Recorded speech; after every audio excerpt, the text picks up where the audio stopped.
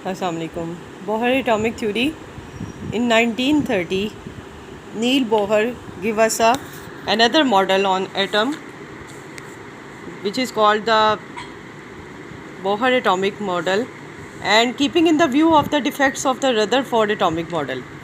Actually Bohr ने अपना atomic model 1913 में दिया था, लेकिन बेस वो किस पे करता है, वो एक्चुअली रदरफोर्ड के डिफेक्ट को रिमूव करे। और सेकंड बात आप ये कह सकते हो कि वो एक्चुअली क्वांटम थ्योरी पे बेस कर रहा है। अब क्वांटम थ्योरी क्या है, हम इस जिसे कहते हैं वर्ड हम यूज़ करते हैं the quantum theory. What is the based on the quantum theory? हाँ जी, अब वर्ड क्वांटम बेस तो वो चलें क्वांटम थ्योरी पे कर रहा है, लेकिन एक्चुअली क्वांटम थ्योरी है क्या?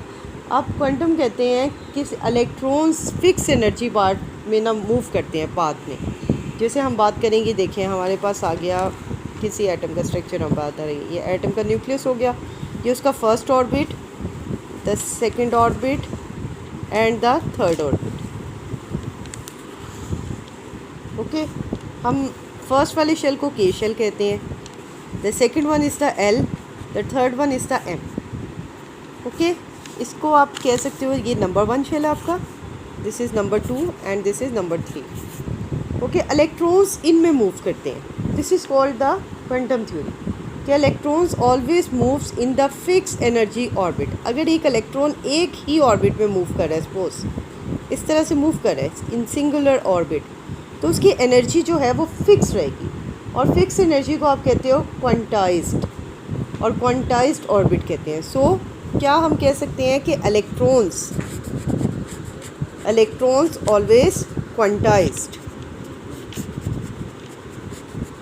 एक ऑर्बिट, जिस ऑर्बिट में वो मूव कर रहे हैं, उस ऑर्बिट की एनर्जी जो है वो फिक्स रहती है, फिक्स्ड एनर्जी। तो ये एक्चुअली क्वांटम थ्योरी है कि इलेक्ट्रॉन्स जो हैं वो अपने फिक्स ऑर्बिट्स में मूव करते हैं, तो उनकी एनर्जी जो है वो क्वांटाइज्ड रहती है। अगर वो के शेल में मूव कर रहा है तो के शेल की एनर्जी रहेगी, क्वांटाइज सेकंड में कर रहा है तो उसकी एनर्जी रहेगी।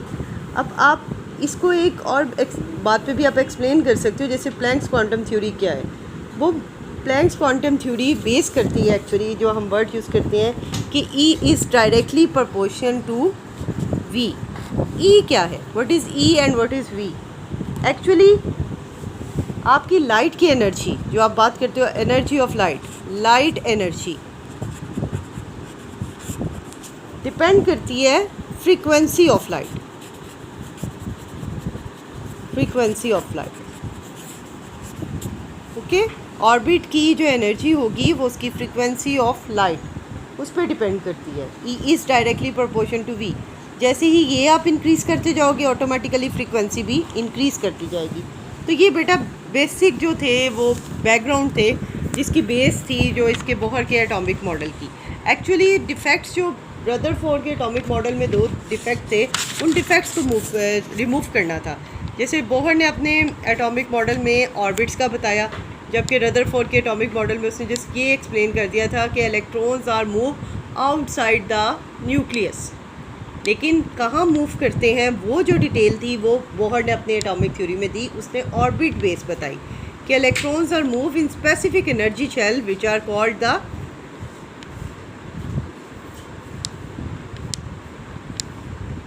Energy levels. अब इलेक्ट्रॉन्स जो हैं वो खास एनर्जी लेवल्स पे मूव करते हैं, जिनको हम ऑर्बिट कह सकते हैं, शेल्स कह सकते हैं। तो ये शेल्स का कॉन्सेप्ट जो है वो हमें नील बोहर से मिला। ओके, ये KLM, these are the shells where the electrons are moves.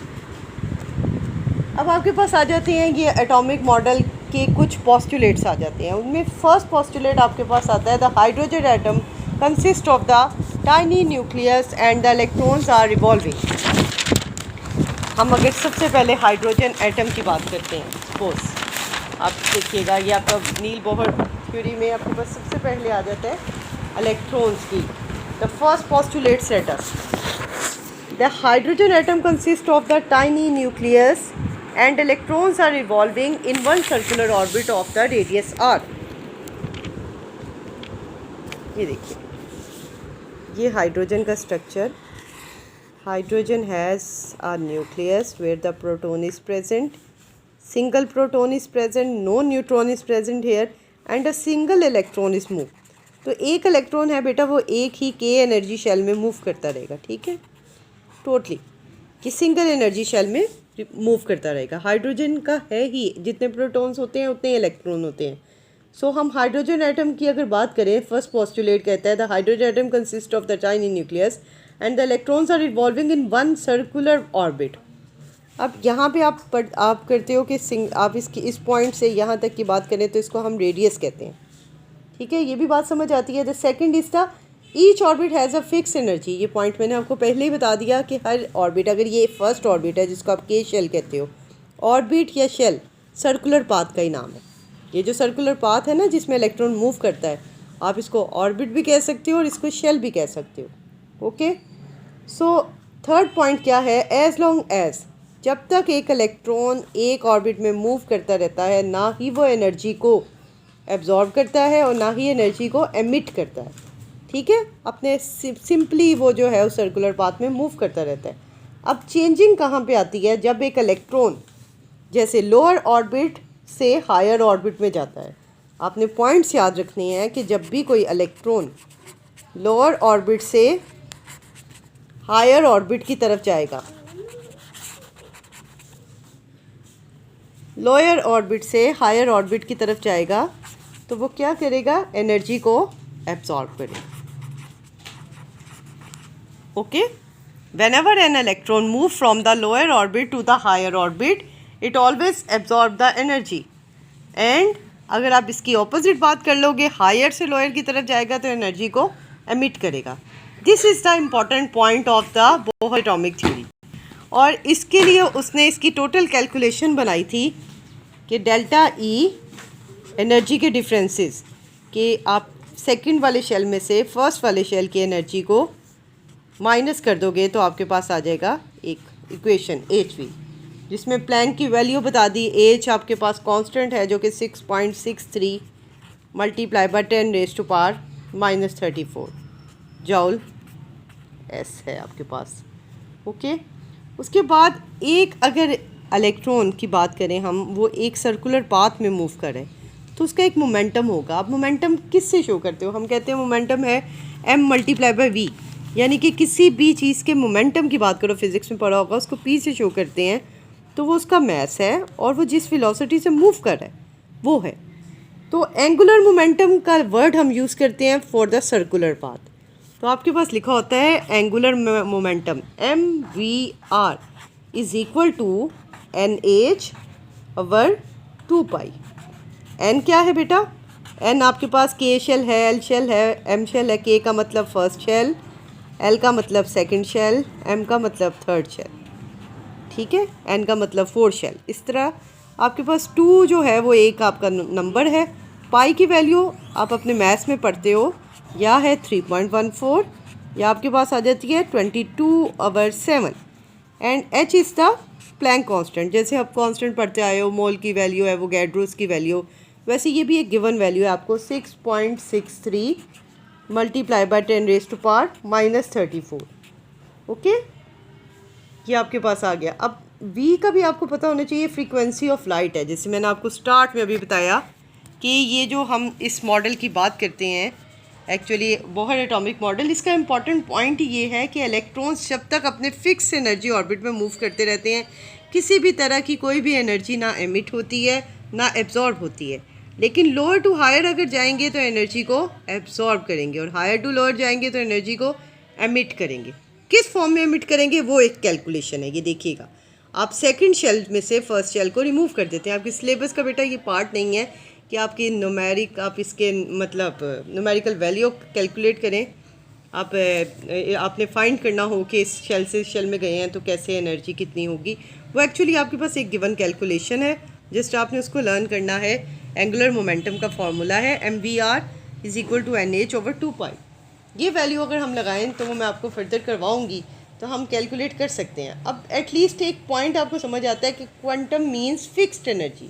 जब भी आप वर्ड यूज़ करोगे, the smallest amount of energy that can be emitted और absorb by the radiation is called the quantum. ठीक है, हमेशा रेडिएशंस जब भी किसी चीज़ की शुआ निकलती है, आप सिंपल समझने की कोशिश करो, हम बात करते हैं what are the radiation. Energy जब भी रेडिएट होती है in the form of light होती है, ओके। तो लाइट हमें बेटा नज़र आती है, तो हम कहते हैं ना इसमें से शुआएँ निकल रही हैं। मीन्स अगर आप एक नॉर्मल वर्ड में ये कहते हैं कि इसमें से शुआ निकल रही है, तो हम ये कहते हैं द एमिटेड और एब्जॉर्ब इलेक्ट्रोमैग्नेटिक रेडिएशंस। ये हम इस तरह से केमिस्ट्री में वर्ड यूज़ करते हैं, एमिटेड और एब्जॉर्ब एज इलेक्ट्रोमैग्नेटिक रेडिएशंस। इसी बेस पे 1918 में इनको जो है मैक्स प्लैंक थ्योरी पे 1918 में नोबेल प्राइज़ मिला था। और आपके पास बोहर मतलब 1913 में थ्योरी, 1922 में इनको भी नोबेल प्राइज़ मिला। मतलब ये कि आप इलेक्ट्रॉन्स के टोटल कॉन्सेप्ट को इन्होंने क्लियर किया था। अदरवाइज़ हम रदरफोर्ड को भी मतलब उनकी थ्योरी को भी रिजेक्ट नहीं कर सकते, क्योंकि मेन पॉइंट्स एटम के न्यूक्लियस के बारे में उन्होंने एक्सप्लेन कर दिए थे। जस्ट एक सिंगल पॉइंट था जिस पे उन्होंने एक्सप्लेन नहीं किया, जस्ट ये आपको बता दिया the electrons revolve around the nucleus. Otherwise अपने कॉन्सेप्ट से टोटल एक्सप्लेन कर दिया था उसका dense part of the atom. Just electron का पार्ट रह गया था जिसमें जस्ट एक्सप्लेन किया the electron revolve around the nucleus. लेकिन अराउंड द न्यूक्लियस ये K shell, L shell, M shell, जो हम बात करते हैं energy levels, these are the shells which we can set these are the energy levels. ये concept जो है वो बोहर ने अपनी एटॉमिक थ्योरी में दिया। और E is directly proportional to V is actually the Planck quantum theory, कि जब भी लाइट की एनर्जी जो है वो डिपेंड करेगी लाइट की फ्रीक्वेंसी पे। उतनी ही एनर्जी होगी जितनी फ्रीक्वेंसी होगी आपकी। अगर rate of the energy increase हो रहा है तो फ्रीक्वेंसी भी इंक्रीज़ हो रही होगी। और क्वांटम का मतलब है फिक्स एनर्जी ऑर्बिट। एक इलेक्ट्रॉन एक ऑर्बिट में, देखें सपोज कोई इलेक्ट्रॉन इसके शेल में मूव कर रहा है, उसकी एक फिक्स्ड एनर्जी है। इस शेल में मूव कर रहा है, उसकी एक फिक्स्ड एनर्जी है। अब वो यहाँ से अगर सपोज इधर जाता है या यहाँ से वो इधर जाता है, ठीक है, तो एनर्जी एमिट होगी या एनर्जी एब्जॉर्ब होगी। और वो किस फॉर्म में होगी? इन द लाइट फॉर्म, जिसको हम कैलकुलेट कर सकते हैं by using the angular momentum formula. Okay, I think ये इतनी ही डिटेल है इसकी।